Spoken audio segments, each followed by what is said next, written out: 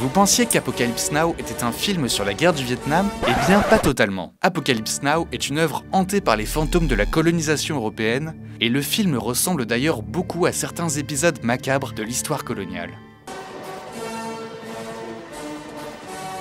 On ne présente plus ce film de Francis Ford Coppola sorti en 1979, ses nuées d'hélicoptères, son Marlon Brando chauve et son napalm sur la jungle.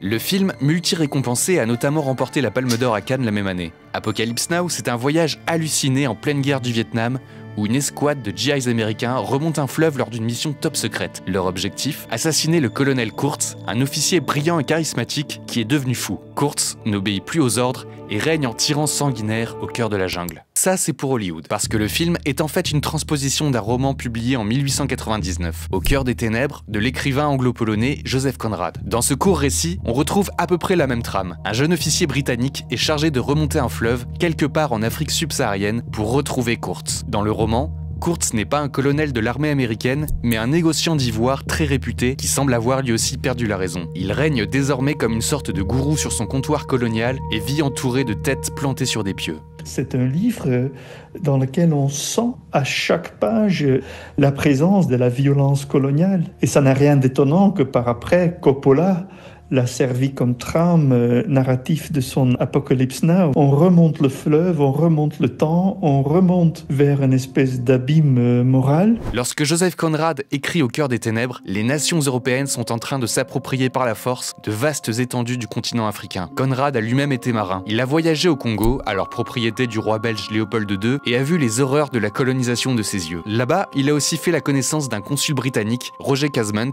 qui produit un célèbre rapport dans les années 1890 sur les atrocités commises par les Belges dans la zone. Les années où Conrad s'y trouve, entre 1890 et 30 ans plus tard, on pense qu'il y a environ 10 millions de morts dans le domaine du roi Léopold. Dans Apocalypse Now, comme dans Au cœur des ténèbres, le personnage de Kurtz incarne cette folie coloniale meurtrière d'un officier mégalomane qui tente d'affirmer son pouvoir dans la jungle pour créer son propre royaume. Le personnage de Kurtz s'inspire aussi de plusieurs épisodes de la colonisation. Un militaire belge qui refait la collection de crânes d'Africains, ou encore Henry Morton Stanley, un aventurier britannique qui va conquérir des territoires au Congo, faisant preuve d'une grande cruauté envers les populations locales. Conrad est un connaisseur de l'Afrique par les méfaits absolus de la destruction physique, non seulement des corps et des hommes et des femmes, mais la destruction des villages, la destruction des cultures.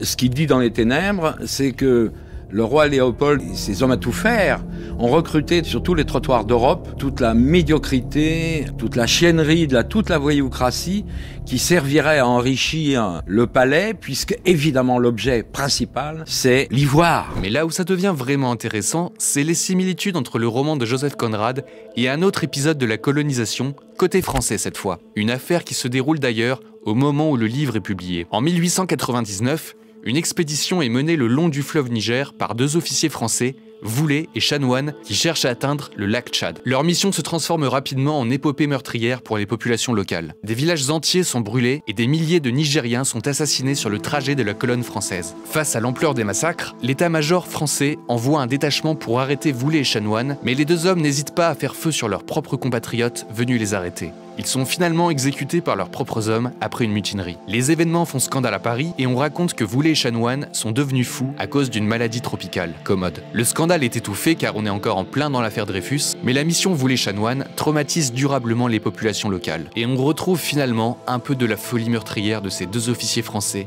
dans le personnage de Kurtz. Peut-être une manière pour Coppola de dire qu'il y a une continuité entre la violence coloniale des Européens et le comportement des troupes américaines au Vietnam.